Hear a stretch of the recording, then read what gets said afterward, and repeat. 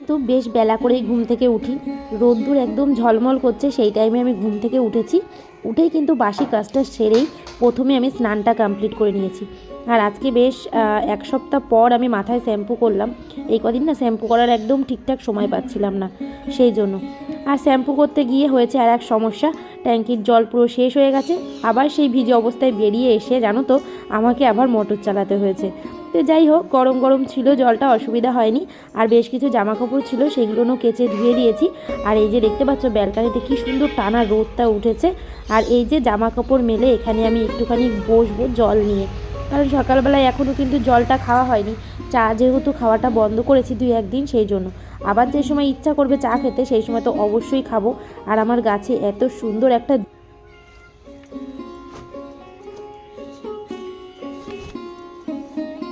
জবা ফুল ফুটেছিল, দেখে মনে হয় যেন গোলাপ, জানো তো খুব সুন্দর লাগে কিন্তু ফুলটা।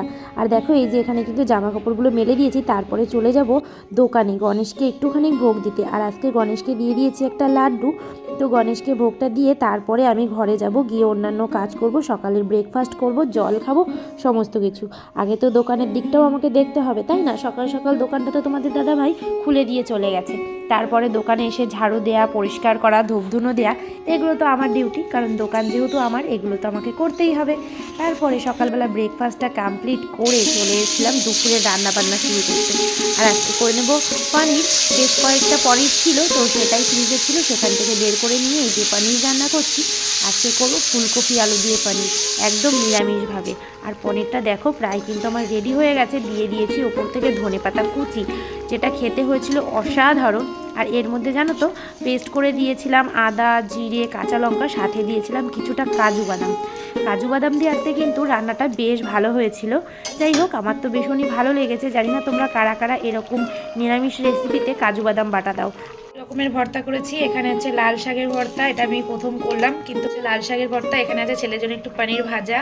আর এটা হচ্ছে গিয়ে সর্ষে শাক, সেটাকেও আমি এই যে বেটেছি, মানে ভর্তা বানিয়েছি। এখানে আছে 2 রকমের ভর্তা, আর ভর্তা থাকলে তো ভাত একদম এক থালা খাওয়া হয়ে যাবে। আর এদিকে হচ্ছে এই যে পনিরের তরকারি। আর ভাতটা এখনো বসাইনি, ভাতটা বসাবো গরম গরম, এগুলো হয়ে যাওয়ার পরে। পনিরটাও হয়ে গেছে, আমি 2টো বাটিতে নামিয়েছি পনির।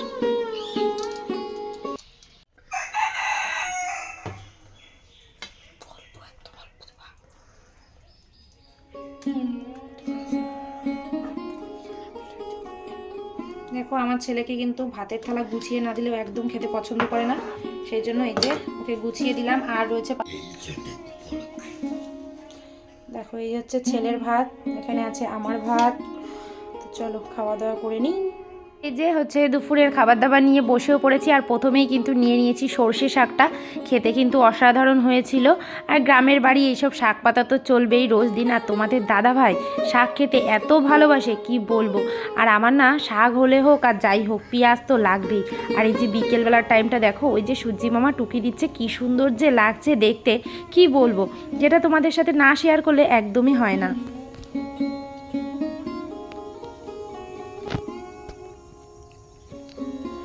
দেখো সবাই গেছে বিকেলবেলা নৌকা চড়তে, এখন তো জল অনেকটা কমে গেছে, সেই জন্য দেখো নৌকা নিয়ে বেরিয়েছে। ওখানে প্রায় 4টে না 5টা নৌকা। দেখো এই যে সব কটাতে 1-2 করে আছে, এটাতে 2 আছে। ওই দেখো এদিকেও রয়েছে 2টো নৌকা, এদিকেও আবার একটা নৌকা যাচ্ছে।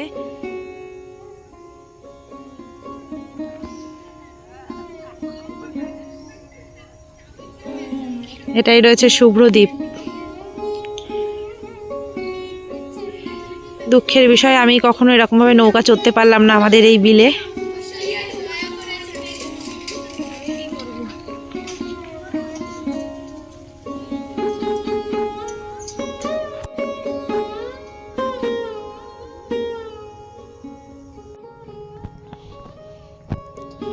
দেখো গ্রামের বাড়ি মানে এই যে কাঠের জ্বালানি সব ভর্তি, দেখো এগুলো সব কাঠ কেটে জ্বালানি করে রেখে দিয়েছে। আর এখানে দেখো সব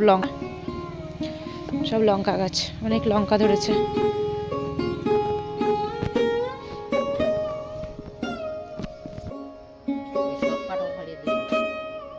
এমনি এমনি কষ্টও তো হয়েছে, খেতে দিয়েছিলে? ওই সেদিনকে চিকেন করছিলে তাই?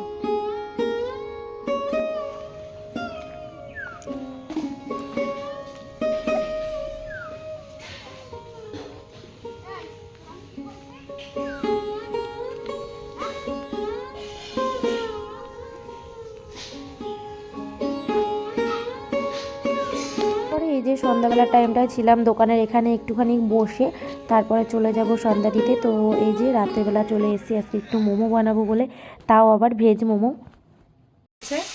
আজকে হবে ভেজ মোমো।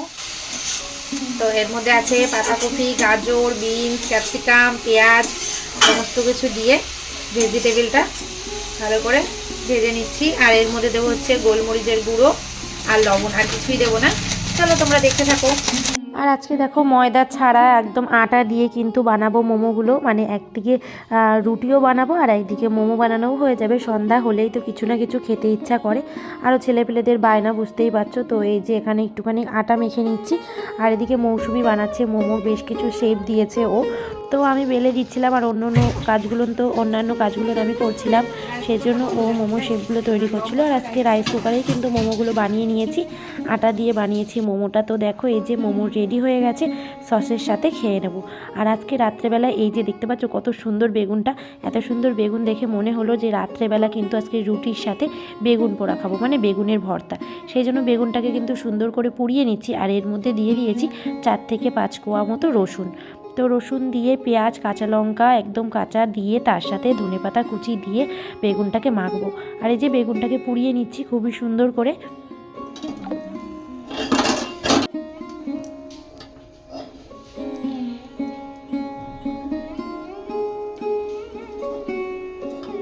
আর এদিকে দেখো এই যে রুটির জন্য আটা নিয়ে নিয়েছি, আটাটাকে আবারও সুন্দর করে আমি মেখে নিচ্ছি।